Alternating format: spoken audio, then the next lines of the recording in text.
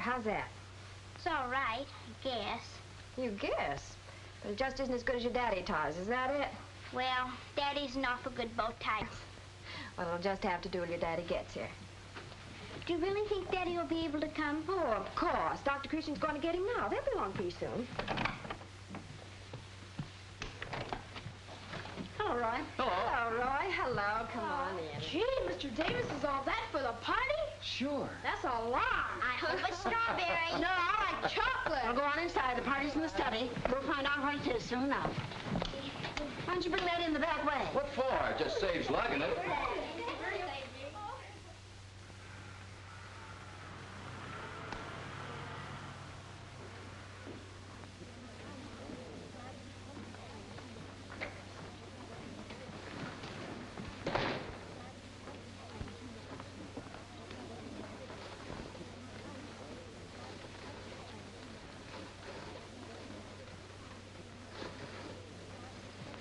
Hello, Harry. Oh, hello, Doctor. I hope you don't mind. Not at all. Go right ahead. I like having my back scratched. Thank you, Mrs. Smalley.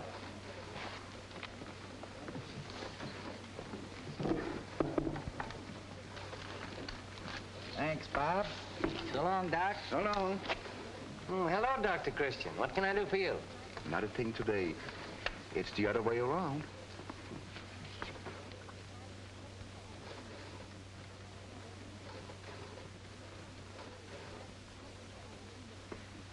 I'd sure like to follow this prescription, but I'm afraid Mr. Merrill would have something to say about it. He's already said it. He gave it his official sanction. Well, what are we waiting for?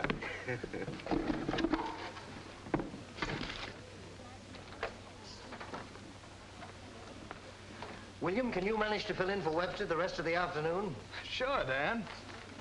How old is Webster's daughter today? 9. They tell me she's got quite a singing voice. For a child her age, William, it's really remarkable.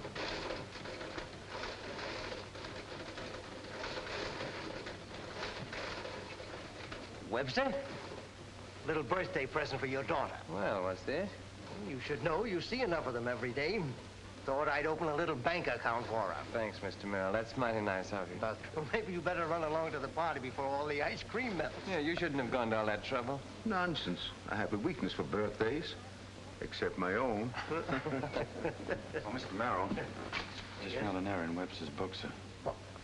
Oh, Webster, just a moment. The examiner has uncovered a $3,000 shortage and traced it to your account.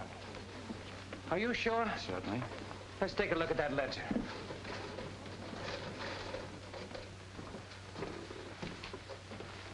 This entry's been altered. We know that. Something wrong? There's a shortage. It's been traced to my account. Can you explain it? I don't know anything about it. Well, couldn't there be some mistake? There could be, but there isn't. It's my business to make sure. $3,000 is missing. There's nothing else we can do. Hello, Vicky. Hello. Come in.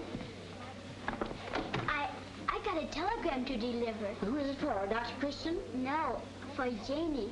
I got to deliver it right to her. Oh, come on right in and deliver it. Janie, dear, here's Dickie. He has a surprise for you. Hello, Dick. It's a telegram.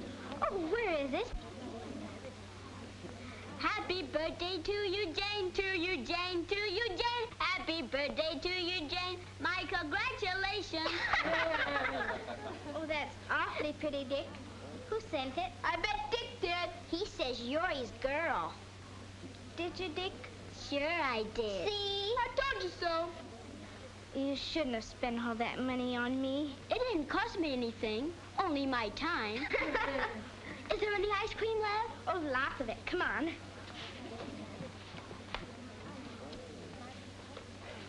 Well, thank you.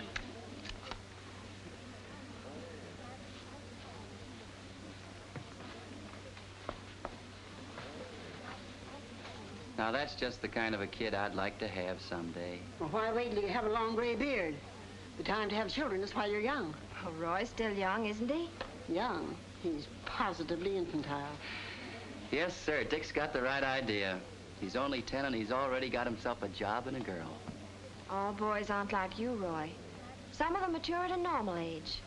I guess I'll have some ice cream. You know, Judy, sometimes I think you talk in riddles. Why don't you try solving them, Roy? It might be good practice for your detective work. Oh, I don't have to figure out anything about you, Judy. That's why I feel about you the way I do. You know there isn't another girl in town I'd even look at. Why, Roy, that's the first really nice thing you've ever said to me. I guess I know how to treat a girl when I put my mind to it.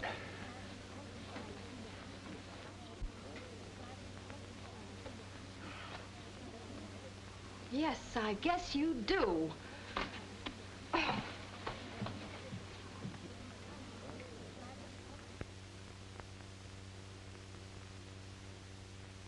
Well, Bob, I've known you for 20 years. I never thought a thing like this could happen. It's as much of a surprise to me as it is to you, Johnny. You don't think Bob stole his money, do you, Ed? I don't know what to think. You feel you should go ahead and prosecute? Well, I don't want to be hard on Webster.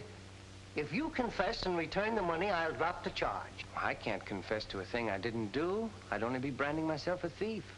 Well, Bob is right. If he is innocent, that's a pretty big price to pay for his freedom. Bob, I have no alternative but to hold you for trial. Well, can he be admitted to bail? I don't know why not. How much will the bond be? Oh, 1,000 ought to do. We can handle that all right, Doctor. You know, of course, there's a fee of $100. Mm-hmm.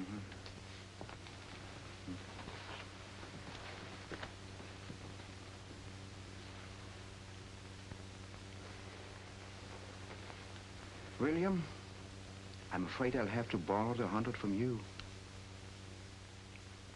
Oh, all right.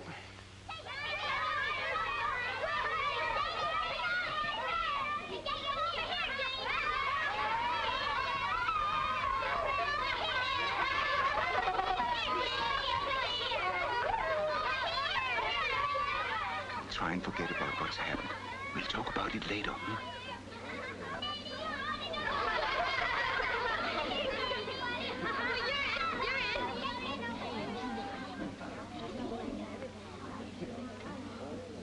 Daddy. Now who's it? You are, 'cause you're late for my party. I'm sorry, dear. I couldn't get here any sooner. My, don't you look pretty? And everybody brought me presents. Well, aren't these lovely? I wish birthdays came oftener. Oh, do you? And look what Dr. Christian sent me. Isn't it beautiful? Oh, she's the fine lady. All these beautiful clothes.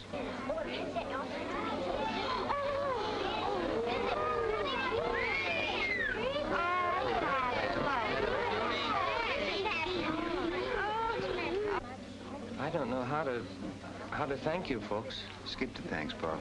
Well, it's mighty nice of you all. Oh, it's nothing at all. Nothing. I'd call that something. It's almost a shame to eat it. I tried out a new recipe, and I hope it works out all right. Well, there's only one way to find out. And don't slice it too thin. Yeah, I want a great big piece. That goes for me, too. Hey, you gotta blow out the candles. Look, Janie, do like this and you'll get them all out with one blow. Oh, wait. Did you make a wish?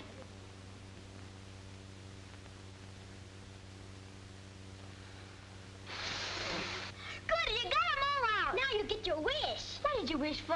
Gotta tell. Gotta tell. Gotta tell. No, I don't. It's a secret. But I'll tell Daddy. I wish Mommy could be here. She is, darling. Our thoughts keep her with us always.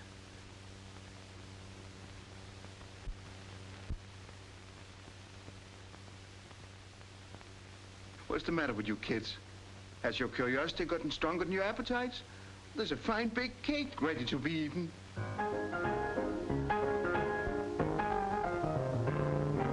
Put that chim-cham on the that Lindy Hop away. There's a brand new rhythm that's the top today. I bet it's even tops way up on Mars. 100 million people give it 48 stars. Birds in the trees, they're all singing. Even the breeze seems to say, you better get hip and jump into a rhythm that's red and white and blue. When you feel low, just get swinging. You can be so bright and gay. The rhythm in you beats gloom on you when the rhythm is red and white and blue. We all know how much it's worth to laugh and make our livings. There's no other place on earth where they use up 2 Thanksgivings. The future may hold lots of changes. Things will grow old. Still I say the music forever will be new while the rhythm is red and white and blue.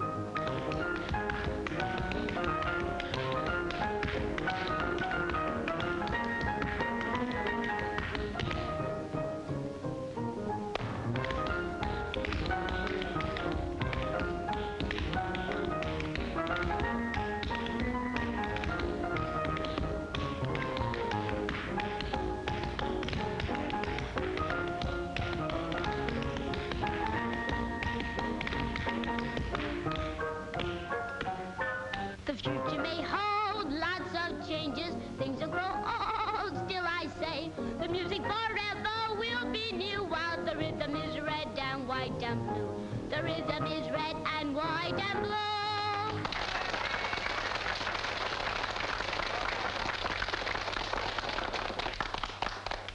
Now you'll hear some real singing. Go on, Jenny. I like to hear it. Oh, so you think she's good, do you, Dick? Even better than you? Janie's good enough to win the music contest, and I'll bet she wins it, too. Sure she will.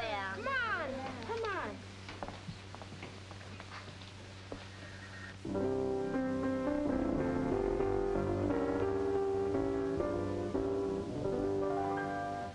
There's a place where every wish comes true. It's really grand, a wonderland.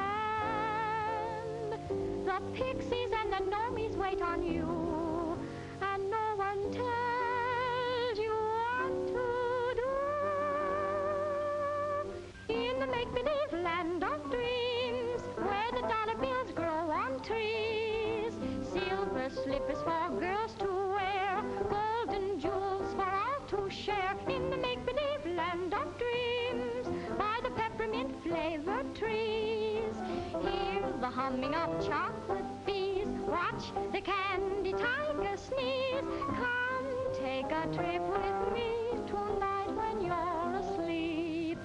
This magic land you'll see, and lots of secrets that you must keep. There's a little old dwarf so fat, wears a hollyhock for a hat. All your wishes come true, it seems, in make-believe land of dreams.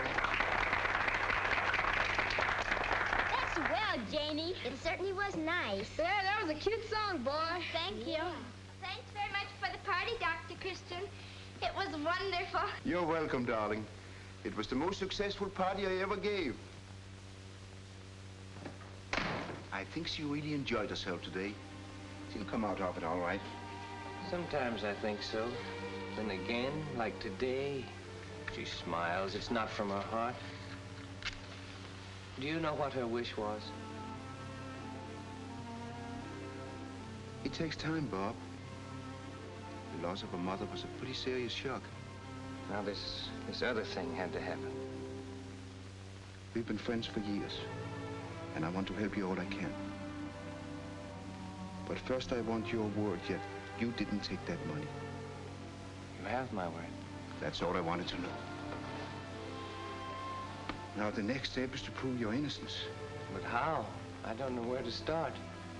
We'll have to find a way. But Janie... Isn't it true, Mr. Webster, you have great aspirations for the musical success of your daughter? Yes, so is everyone else who knows it. And isn't it also true that a good musical education would demand the outlay of considerable money? I guess you could spend any amount on it. Then you admit you have great ambitions for your daughter, musically. Yes, I have. That is all. May it please the court, I would like to recall Dr. Christian to the stand. Doctor?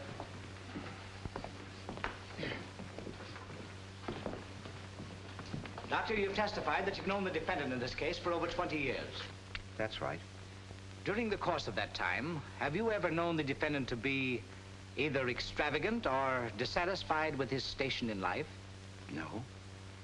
Bob Webster's always had a job and earned a salary. He's always had enough to live modestly, same as any of us, and to pay his debts. And would you say, Doctor, that Bob Webster is the type of a man who would steal to better his station in life, or that of his daughter? Certainly not. He would find another way, even if he had to make personal sacrifices himself. That is all, Doctor. Just a moment, please. Dr. Christian, you're such a good friend of the defendant, you are undoubtedly familiar with the state of his financial affairs. No, not exactly. But you do know that your friend is not, shall we say, prosperous? Well, there are different standards of prosperity. Here in Riversend, a man can be prosperous on very little. You haven't answered my question, Doctor. Would you call Bob Webster a prosperous man or not? Answer yes or no. Neither yes nor no is an answer. Will Your Honor please instruct the witness? The witness may phrase his reply as he sees fit. Very well, Doctor. You heard the defendant's admission that he had great ambitions for his daughter, didn't you? Yes. Then isn't it a fact that because of these ambitions, the defendant could find very good use for $3,000? I object. You object? Well, that's a new one on me. I should like to ask the court if Dr. Christian is here as a character witness or the attorney for the defense. Proceed with the matter at issue. May I ask what you object to, Doctor?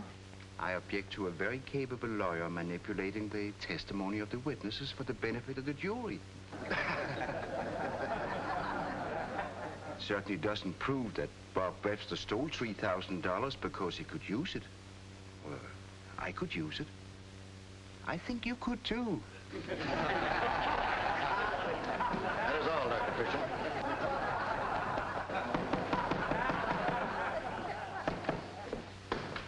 If you as a jury, by your decision, brand Bob Webster as a thief, you will be doing so purely on circumstantial evidence. His conviction on such evidence would of itself constitute a crime far greater than the one he is so unjustly charged with. The defense rests. And you have seen with your own eyes, ladies and gentlemen, the altered entry in Bob Webster's account book. As against this evidence, what has the defense produced to contradict it? Nothing whatsoever, except the whimsical sentimentality of a character witness, whose sole claim is that, well, Bob Webster could not have committed this crime because he never committed a like crime before. Your own intelligence will tell you, my friends, that if it were not for the first offenders, the prisons in this country would be closed forever. State rest. Hello, Roy. How's it going? Boy, you should have heard your boss go to town for Bob. Did he tell him a thing or two? Oh, I was just passing by. I thought I'd drop in. You mean you didn't drop in, see Judy? Oh, sure, that's right. I dropped in just to see Judy. Well, don't mind us. We'll go in the kitchen. Janie can help me with the dinner. That's so you and Judy can be alone.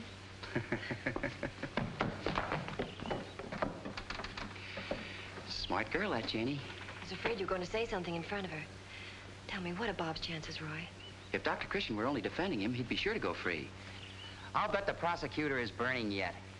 Wish it were all over. But jeepers, Judy, there hasn't been as much excitement in Riversend since the two-headed calf. You sound as though you enjoyed it. Well, it's a change from making prescriptions and jerking sodas.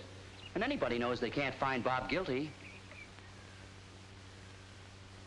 Gee, Judy, I never saw you look like this before. You look so sweet and domestic. Thank you, Roy. Darning socks. Whose are they? Dr. Christian's. Mrs. Hastings and I have to keep an eye on him, otherwise he'd throw them out for just one little hole. You know, Judy, seeing you there like that gives me an idea. Really? What kind of an idea? Well, I was just thinking. About I was going to ask you something. Go ahead. Judy, I'm hard as nails on socks. I got a whole drawer full of them that need mending. I was wondering, would you? Bring them over sometime. Thanks, Judy. Roy, sometimes I wonder if I'm quite bright. Sure you are, Judy. You're wonderful. That helps. A little.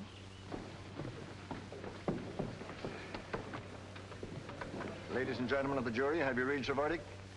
We have. The defendant will rise, face the jury. We find the defendant guilty as charged.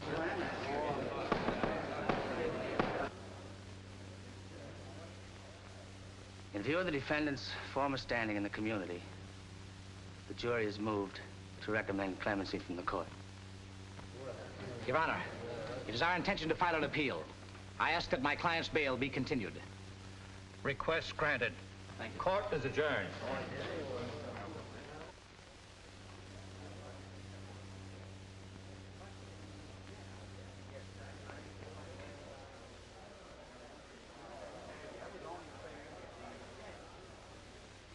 And the next little girl to vie for the honor of representing River's End at the State Music Festival is little Carolyn White.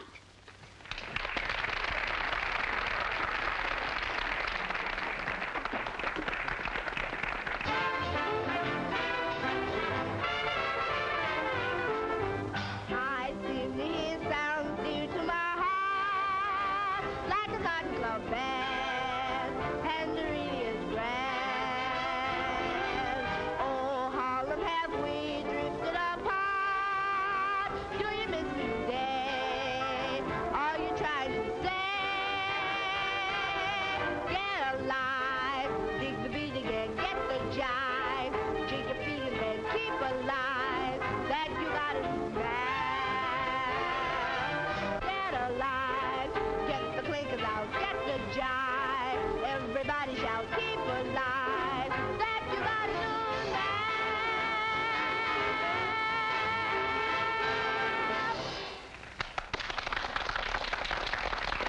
Now let me see, who have we next? Oh, yes, of course. Miss Jane Webster.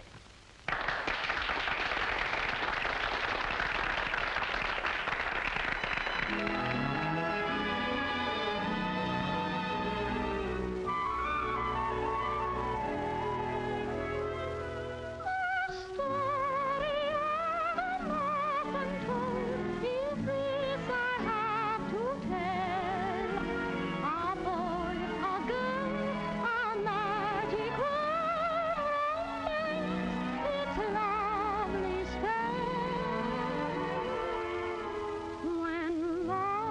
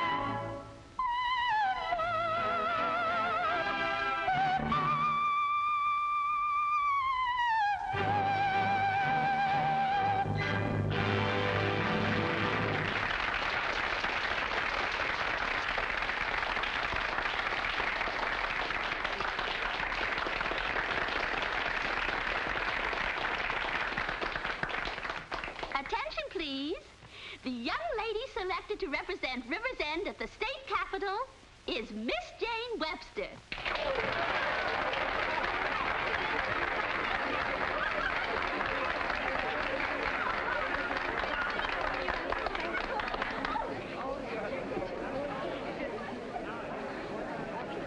Oh, you were wonderful, darling. We're so proud of you. Congratulations.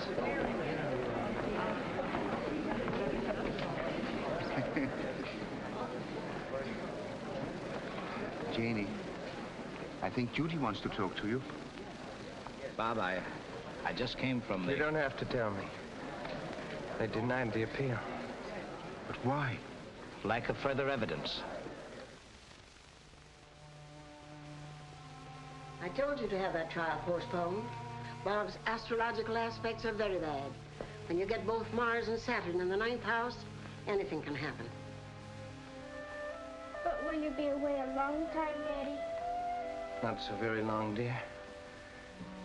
You're gonna like living here with Dr. Christian. Being with Judy and Mrs. Hastings.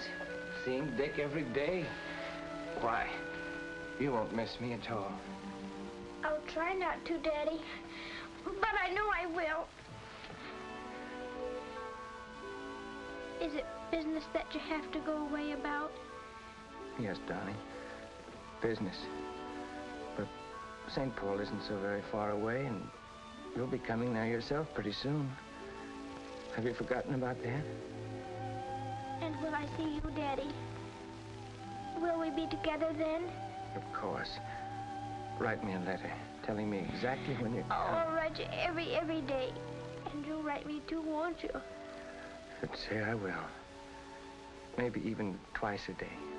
Morning and night. How would you like that? Oh, I'd like it.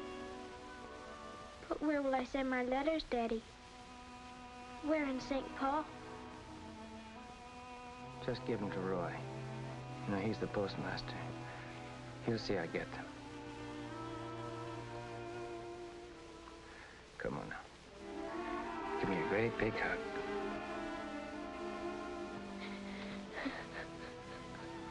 Come, darling, you're a big girl now. You're not going to cry just because your daddy has to go away for a little while, are you? Of course you're not. Every time I have to do a thing like this, I wonder why I ever campaigned for the job.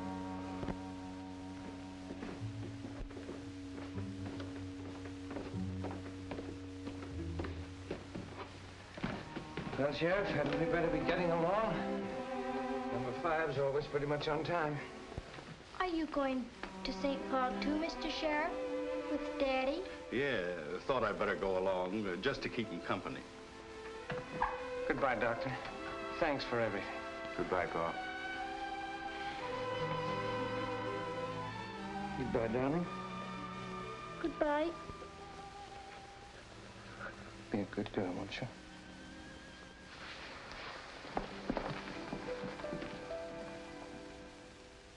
Yes, I'll tell the doctor.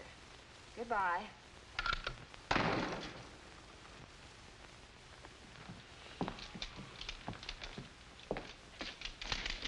Aren't you back early? Mm-hmm. I don't feel like skating. Don't you feel well, dear? I feel all right. Judy, how much longer is Daddy gonna be away? Why, I don't know, dear, exactly. You just must be patient. Look what we have here, right out of the oven. Take one quick before the doctor comes in and accuses me of spoiling your appetite for dinner. Thank you.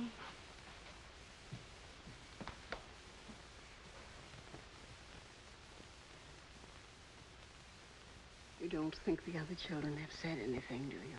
Surely she would have mentioned it if they had. Well, the whole thing is bad business, if you ask me.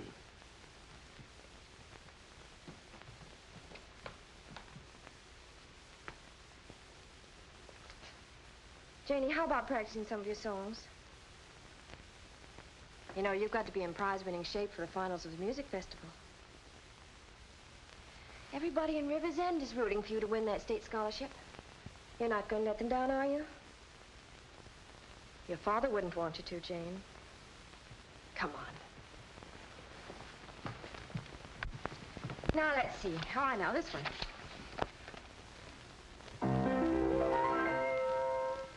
Tis the last rose of summer, left blooming alone. All alone.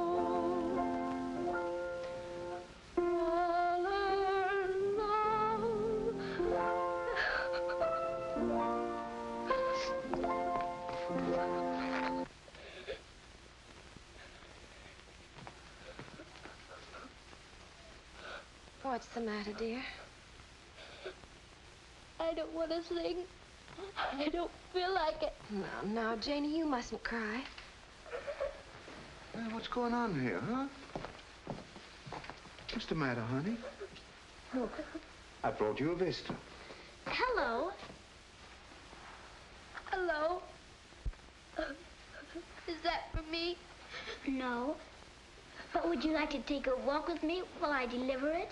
No, thank you. Oh, come on, it'd be nice for you. Come... Oh.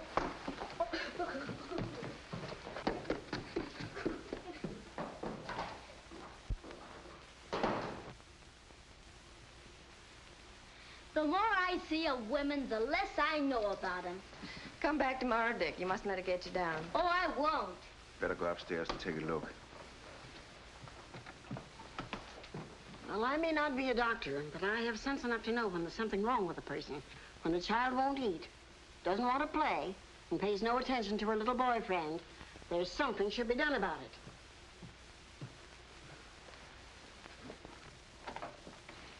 Morning, Miss Hastings. Morning, Roy. How's Janie? Oh, not so good, but she went to school today. Hello, Doc. Hello, Roy. Oh, what's the matter?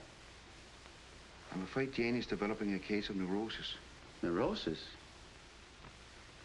She's been grieving so much for her father that if he serves his full time, I don't know what'll happen to her.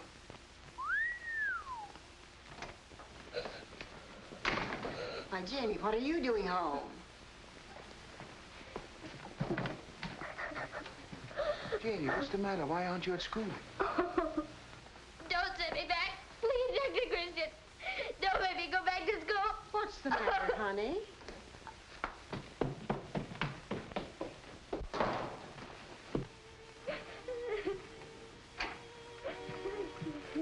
What's the matter, Janie? Huh? What's the matter? I know my daddy had to go away. It's because they put him in jail. They told me so at school. They said he stole some money. I'm never going back to school again. Never, never, never. Now, be a good girl and don't cry anymore. And they said worse things, too. That I was an orphan. And that people had to look after me now. And they called my daddy a jailbird. You mustn't pay any attention to what the other children say. They don't really mean to hurt you. They just don't know any better. But I know Daddy wouldn't steal. He didn't, did he? No, honey, of course he didn't. Well, why did they put him in jail? Listen, darling. Some people in Riversend, 12 of them, believe that your father did something wrong. Although you and I know that he didn't, they believed he did. So your father had to go away for a little while, just to satisfy those people. But he'll be back. Believe me, he will.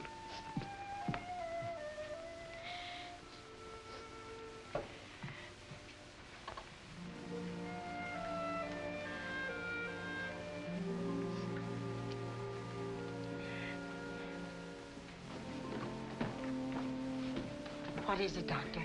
She's found out about her father. The other children told her. Gee, that's tough. They've been tormenting her. The little brats. Just wait till I get my hands on them. I'm afraid it's too late to do anything about that now. Doctor, she's running a temperature, 101.5. Get her to bed and see that she keeps warm.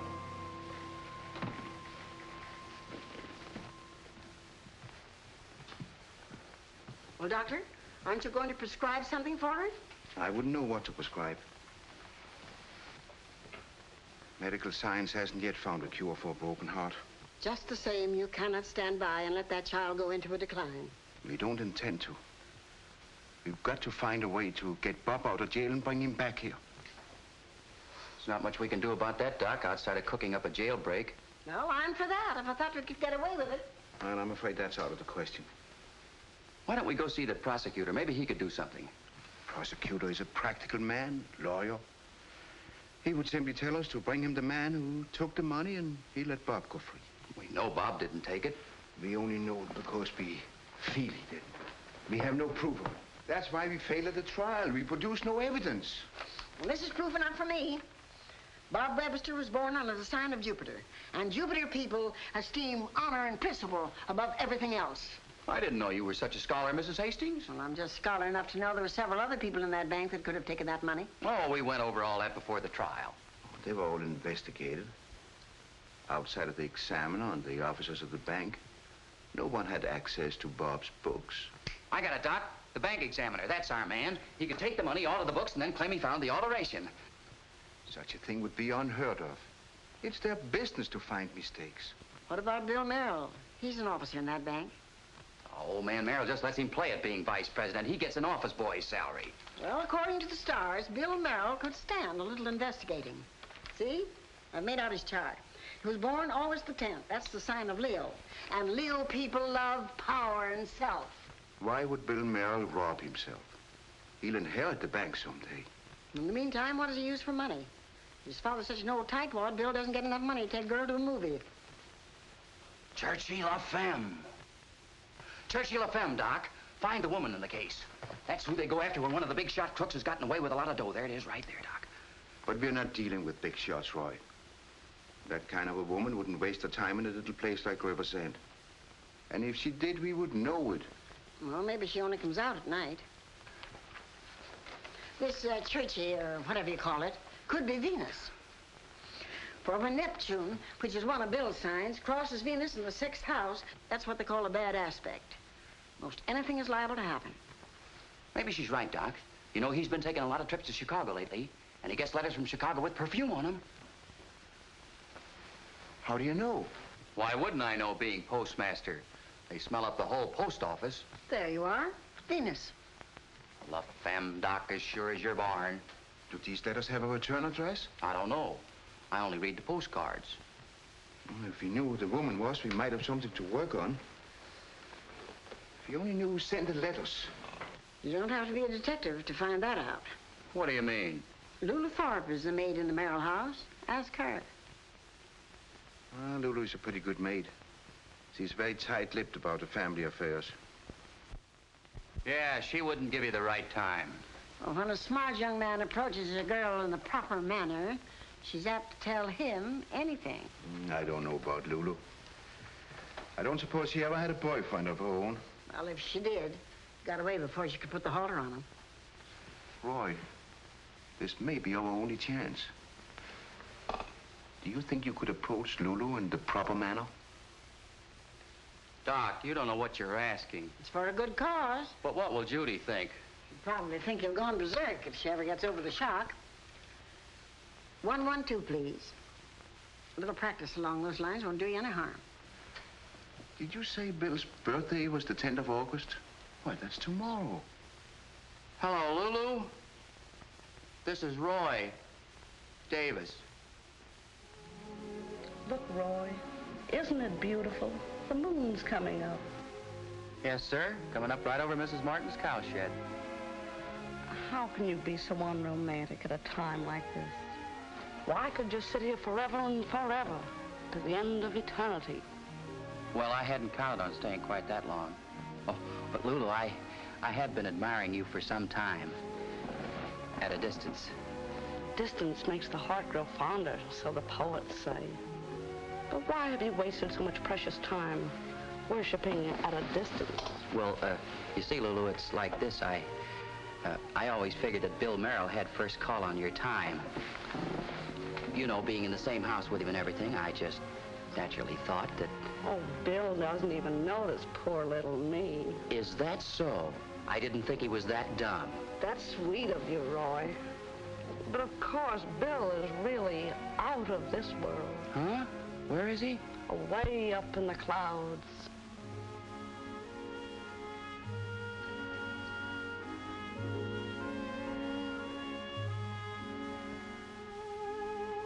She's an actress or something. She uses the most intoxicating perfume. My sin. How do you know? Have you seen her? No, but she puts it on her letters.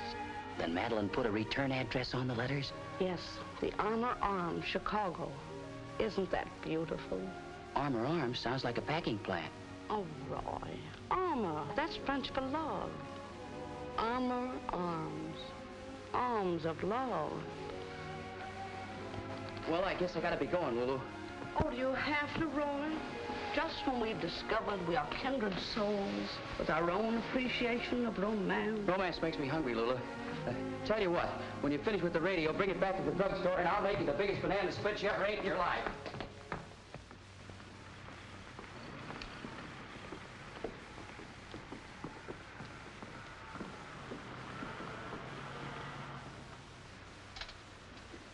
I'll certainly take care of this for you, Mrs. Johnson. Thank you, Mr. Merrill.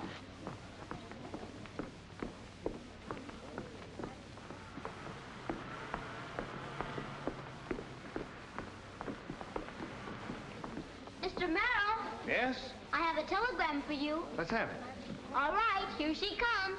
Happy birthday to you, Bill, to you, Bill, to you, Bill. Happy birthday to you, Bill. My congratulations. That's very nice. Who's it from? It's from Chicago, and it's signed Madeline Joyce.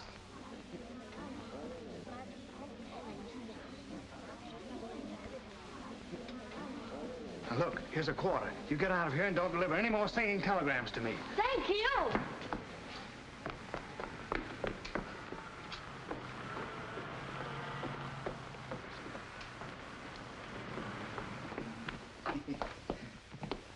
Church La Femme. Well, did it work?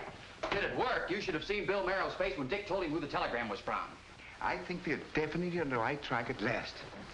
Oh, Mrs. Hastings, that was a wonderful idea you gave us about the astrology. Oh, thank you, Doctor. And by the way, the governor's office phoned and says you have an appointment with the governor at 10 o'clock Saturday morning. What's our next move, Doc? I'm going to St. Paul to see what I can accomplish with the governor. You'd better take the first train for Chicago. Contact the Joyce woman and try to find out if she's been getting any money from Bill. Gee, Doc, I don't know. I don't think I'd have much luck with a woman like... Well, the least you can do is try. Dr. Christian can't be in both places at once. It all comes under the heading of research. You have already shown us that you do have a way with women. Yes, don't forget Lulu. All right, I'm on my way. But remember one thing, Judy. You asked for it.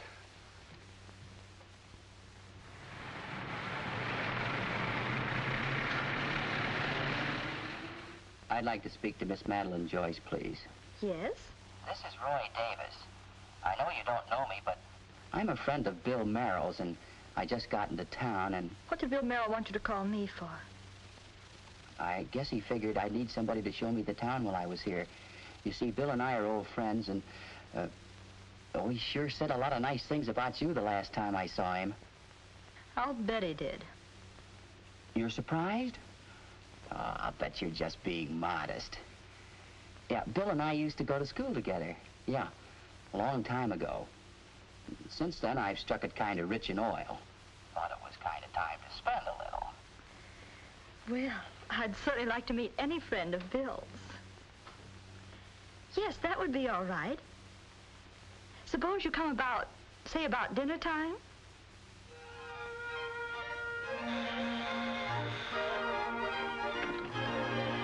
Hello.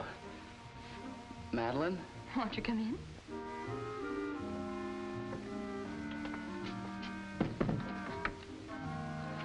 Well, you didn't tell me you were so handsome. Same to you and many of them. Bill said you were a looker, but he didn't go far enough. I brought these for you. Thank you. Did you say you're in the oil business, Mr. Davis? Yeah, that's right. In River's End? No, I just dropped in there to see Bill about some investments. You know, he's the town banker. Oh, yes. Won't you sit down? Thank you.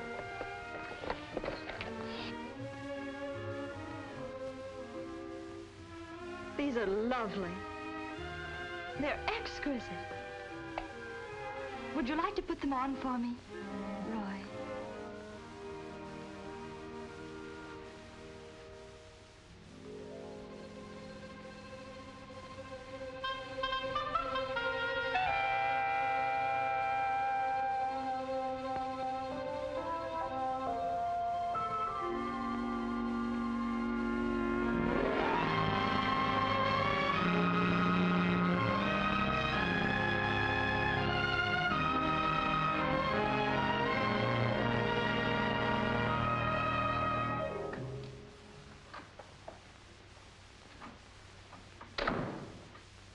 Office of the Governor. Just a moment. Yes, sir. I have an appointment with the governor at 10 o'clock. Your name, please. Dr. Christian. Will you be seated? Oh, but miss, it's most important. I'll tell his secretary, Mr. Redmond. Thank you.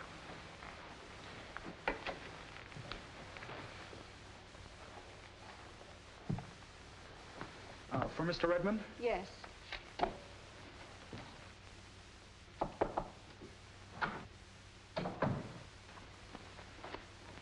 I don't know how I'm going to get through my work and keep all the governor's appointments, too.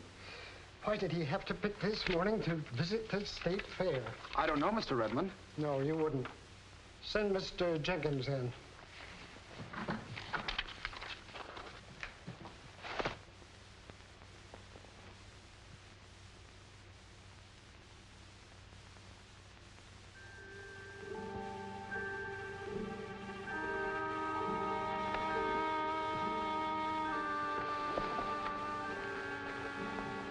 Miss, my appointment was for 10 o'clock. I'm sorry, sir. You'll just have to wait.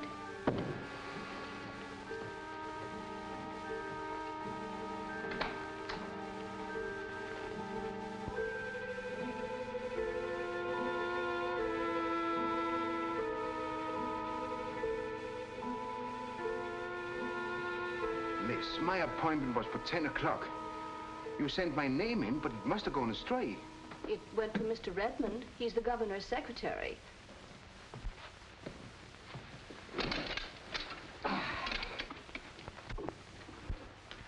Is that Mr. Redmond there? Yes, it is. Mr. Redmond. Yes, yes. What is it? I've been waiting here since 10 o'clock. I'm Dr. Christian from River's End. But, my good man, this is Saturday. Lots of appointments as well as yours have had to be deferred. Oh, but mine is important. I wouldn't have waited here this long if it didn't concern a matter of life and death. Very well, Doctor, but I was just leaving, so if you make it as brief as possible. I had a special appointment with the governor. I know. So did several others. Unfortunately, the governor was otherwise occupied today. And I covered all the appointments that I could. Yours, I hope to put off until Monday. Monday? Well, you might as well make it next year. I've got to see him today. That is impossible, Doctor. Well, you could tell me where I might find him, couldn't you? Then I could locate him myself. I could. Well, please. But I won't. Mr. Redmond, mine was no ordinary appointment. It doesn't concern money appropriation or politics. It does concern the life of a little girl. I explained the case in my letter to the governor. I'm sorry, Doctor, but you can't see the governor today. Is he in town? Well, couldn't you tell me that? Then I could locate him myself. There's no use talking any further. The governor is busy all day. A meeting this afternoon, a banquet tonight. It will have to be Monday. And now, if you'll pardon me, Doctor, I should like very much to get away. You're not going to leave this office until you try to reach the governor. Or tell me where he is. You admitted he was in town. Now, where is he? Get away from that door. I'm not going to leave this office until you tell me what the governor is.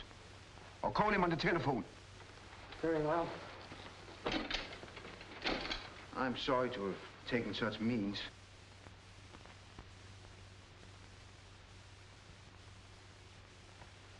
and threat of any kind. Not exactly in my line, but... You don't happen to know where the governor is, do you? Want me, Mr. Redmond? Yes. This man refuses to leave my office. Oh, he does he? Come on. Mr. Redmond, you can't do this. I am doing it. What are the charges, Mr. Redmond? He's a crank. He was on the point of attacking. Oh, assault and battery, huh? No, that's a little severe. Just lock him up till he has time to cool off. All right, we'll just make it drunk and disorderly. But you have... A drunk doctor, eh? That's bad. Drunk as a goat, Sergeant, but you'd hardly know it. Please, Sergeant. Dr. Jekyll and Mr. Hyde, huh? Where you from, Doc? River's End. Well, what are you doing in the big town? I came here to see the governor. That's what he's been saying over and over. Drink sure affects some people funny. Stop this nonsense. I demand that you release me. I demand that you send someone to the governor with a message from me. You never think a dignified-looking old gent like him would get drunk? I never was drunk in my whole life. Oh, Doc, come here. You shouldn't try to drink the town dry the first time you step out. Lock him up, Mac. And Mac, keep an eye on him. He looks like a desperate character to me. No, they're all alike. I never had a drink. I haven't had a drink since the last one. Oh.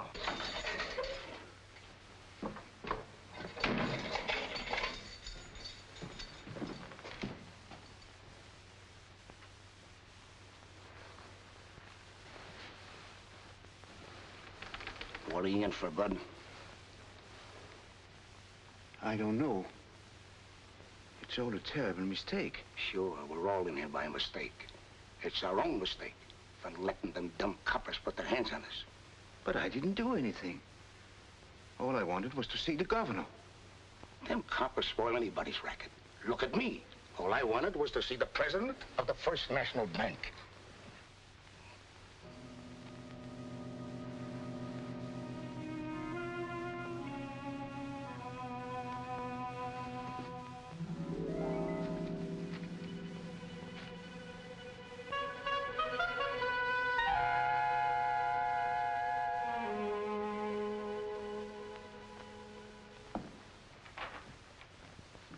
Good evening, Governor. Evening, Tom. Mr. Redmond back yet? In his office, sir. Thanks.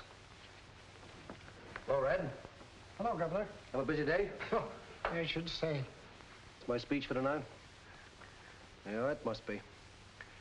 Fellow citizens and taxpayers. It's already except for reference to the foreign situation. Who do you want to quote? Washington, Monroe, or Roosevelt? Who do you think?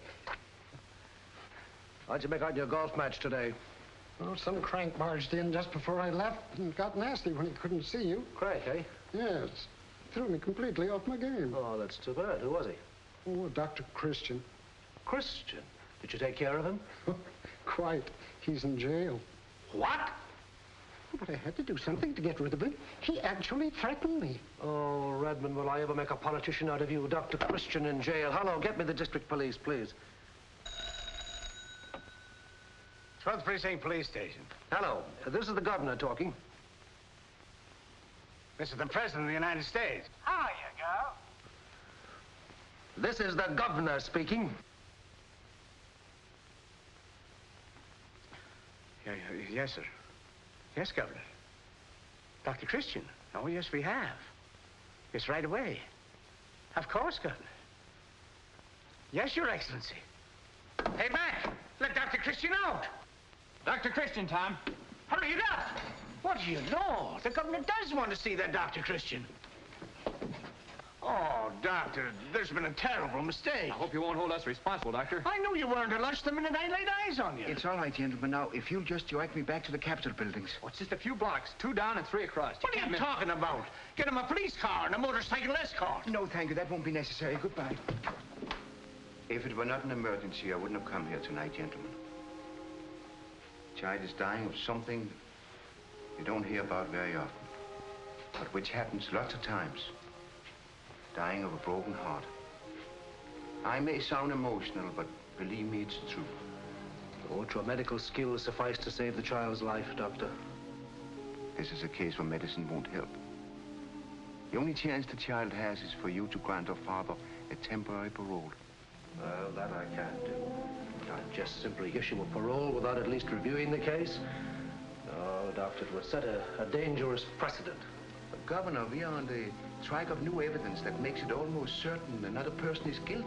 Well, then the solution will be simple. When you get your evidence, appeal the case through the courts. Oh, that takes time. Maybe weeks, Governor, and then it would be too late. Probably the banquet committee. We're late. Hello? Long distance for home? Oh, Dr. Christian. Just a moment, please.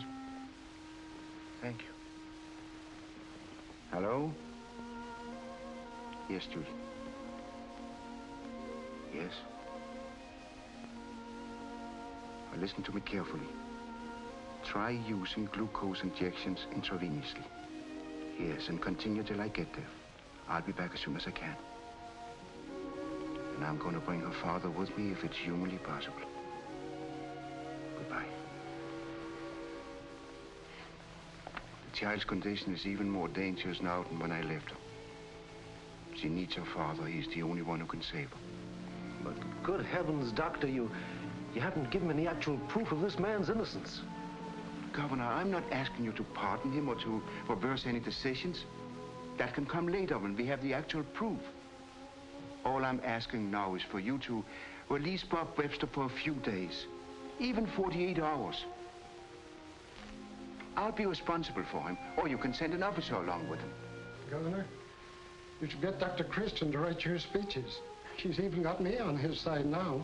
I'm afraid you've got to give him what he wants. Thank you, Mr. Redmond.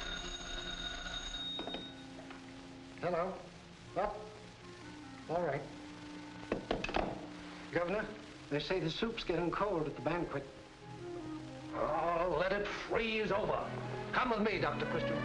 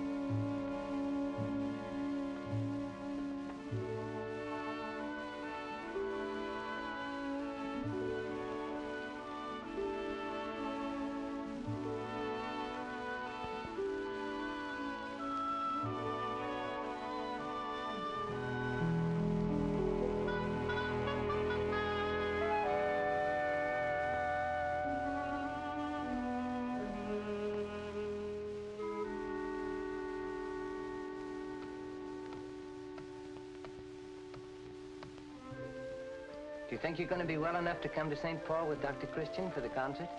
Oh, I feel wonderful now, Daddy. As if I hadn't been sick at all. Well, you're still a pretty weak little girl. You know, you've got to be good and strong to take part in that big music festival. Will you be there to hear me sing, Daddy? I'm going to try, darling. I'm pretty sure that Dr. Christian will be able to arrange it.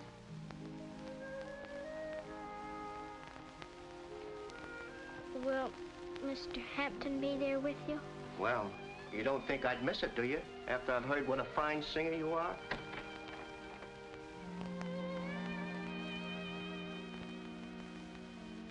I wish you didn't have to go back to St. Paul.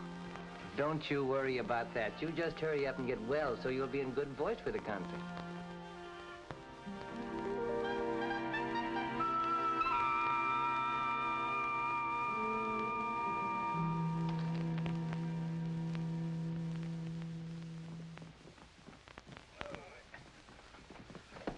Send us a wire as soon as you get there. Hold tight to Doctor's hand, Janie. Oh, we're going to be awfully lonesome till you get back. And we'll get the concert on the radio. Dr. Christian! Yes? Another telegram for you. And these are for you. Thank you. I'll wear them at the concert. I hope they last that long.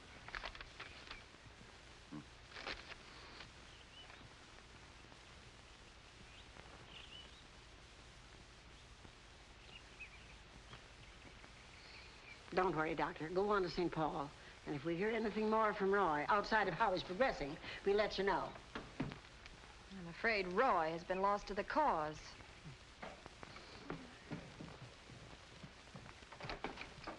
Hi. Why, it's Roy. Hiya, Judy. Well, did you finally finish your research work? Well, a man has to be thorough in such matters. Rome wasn't made in a day, you know. Where's Dr. Christian? Have I got important information? Dr. Christian's in St. Paul with Jane. What kind of information? Just what the doctor ordered. She was holding them over his head. My sin. Look here, Roy Davis. I could overlook your carryings on with Lulu because I know her. But this other woman is something entirely different. Can't discuss it with you now, Judy. I got an important call to make. Can I help it if I have a way with women? 894, please. Roy Davis, if this is another woman you're calling, everything between us is off. State Bank? Connect me with Bill Merrill, Jr., please. Judy, go sit down someplace, will you? I'll take care of what's between us later. Hello, Bill. This is Roy Davis. If you're not too busy, I'd like to come over and have a little talk.